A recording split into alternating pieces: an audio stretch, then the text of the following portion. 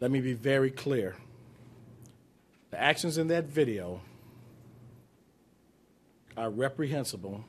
That, along with racism, have absolutely no place in the city of Chicago or anywhere else for that matter against anyone, regardless of their race, gender, state of mental health, or any other identifying factor.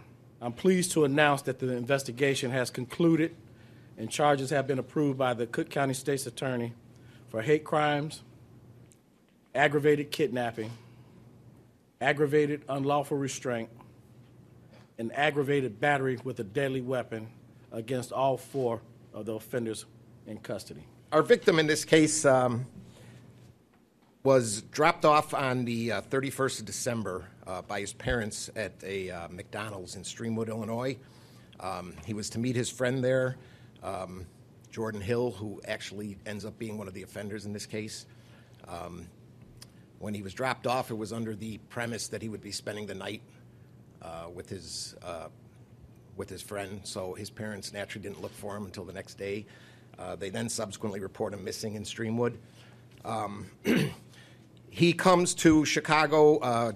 He's at the McDonald's, and Jordan Hill goes and steals a van in Streamwood.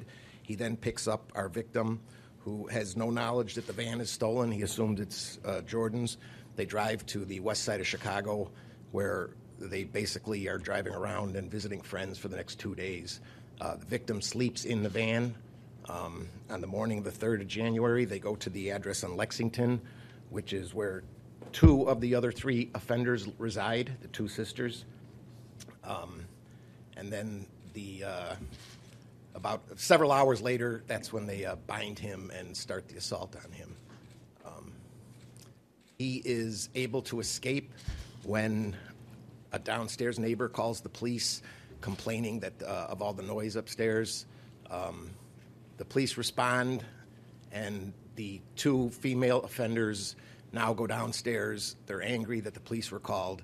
They kick in the door of that apartment. Hence, they are both charged with the burglary. That gives our victim an opportunity to get out, and then he's observed walking down the street by our 11th District officers.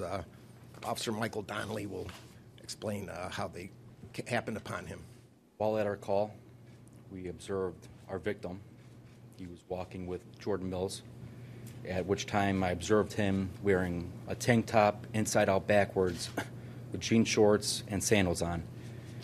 He was bloodied, he was battered, and due to the cold weather conditions, I approached him for a field interview, at which time, after talking to him, he didn't seem like he was very discombobulated. He was injured, he was confused, and at which time I called an ambulance.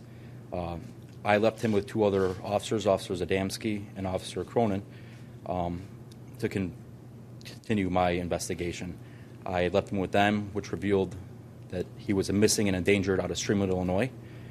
They contacted Streamwood Police and conducted an investigation, which revealed and put the pieces of the puzzle together for what we have right now. It appears the fight on prior to him being bound, tied up, and assaulted, the victim tells us he got into a play fight with Jordan, and it escalated from there.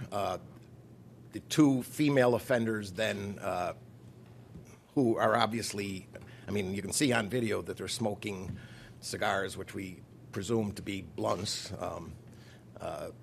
They then get aggravated at him, and that's when they tie him up, and that's the racial slurs and the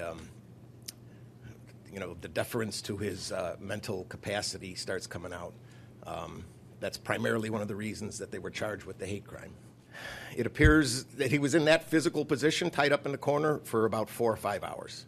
Well, we have no other video, but we have the statements of the 4 of them. I mean, they admit that they were beating him, kicking him. They made him drink toilet water, and then obviously the video where they're cutting a piece of his scalp.